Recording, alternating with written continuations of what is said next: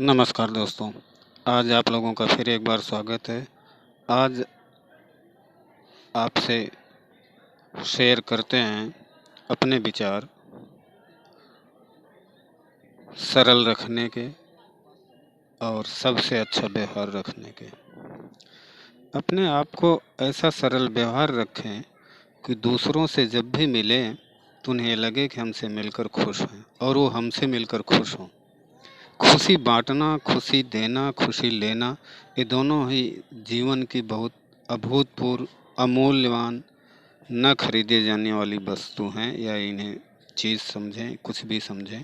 ये खुशी देने से खुशी मिलती है। हमें जब भी किसी से मिलें अपना व्यवहार सरल रखें, अपने शब्दों को इस हिसाब से बोलें, जब भी किसी से वार्तालाप करें तो अगले को ये लगे, महसूस हो कि अगले ने हमें देखकर खुश है और हम भी उसे देखकर खुश हैं।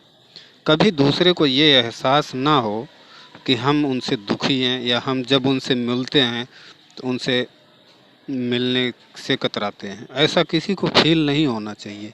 ये हमारी मानसिक, हमारी शारीरिक, हमारी बॉडी लैंग्वेज ऐसी होनी चाहिए कि अगले को दिल से एहसास हो कि ये हमें दिल से चाहता है। हमें कभी भी किसी को देख के नाखुश नहीं होना चाहिए। हमें अपनी परेशानी किसी से शेयर करनी नहीं चाहिए। परेशानी शेयर कर देने से लोग हमसे कतराने लगेंगे। हमें अपनी परेशानी को अपने शारीरिक और बौद्धिक दिमाग, मानसिक चेतना को यूज़ करते हुए अपने समस्या को खुद निपटाना चाहिए।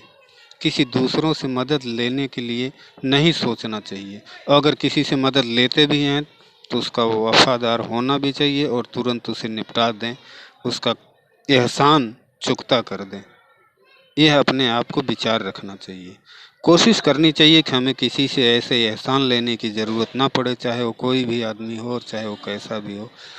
अपने अंदर आत्मबल, आत्मसंयम होना बहुत ज़रूरी है। आत्मनिर्भर होना बहुत ज़रूरी है।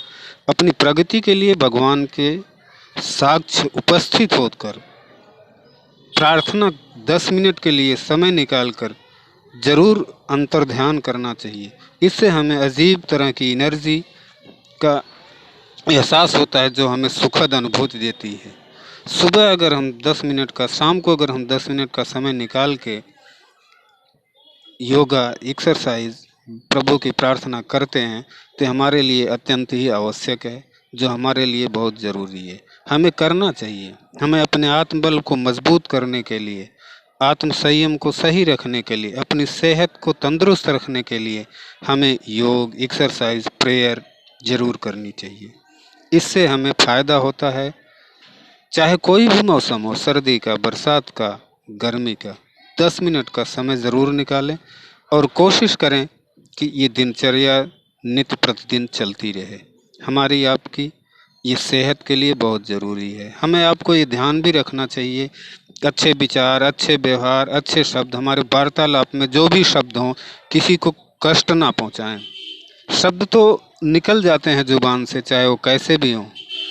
अपनी मानसिक दशा को अगर हम सही रखें और हमारी मानसिक विचारों का पैटर्न अगर सही रहे तो हमारे शब्द कभी भी गलत नहीं होंगे और कड़वे नहीं होंगे और दूसरों को कभी भी दुख नहीं पहुंचाएंगे। शब्द तो निकल जाते हैं, ये तीर से, तलवार से, बारूद से भी बहुत तेज होते हैं। ये घाव जल्दी किसी के भरते नहीं हैं, इसलिए कभी भी शब्दों का बाण नहीं चलाना चाहिए। हमें ये एहसास रखना चाहिए हमारे विचार, हमारी मानसिक स्थिति बहुत सुदृढ़ हो, हमारे ज़ुबान पे वो शब्द आएँ जो बहुत नपे तुले हों।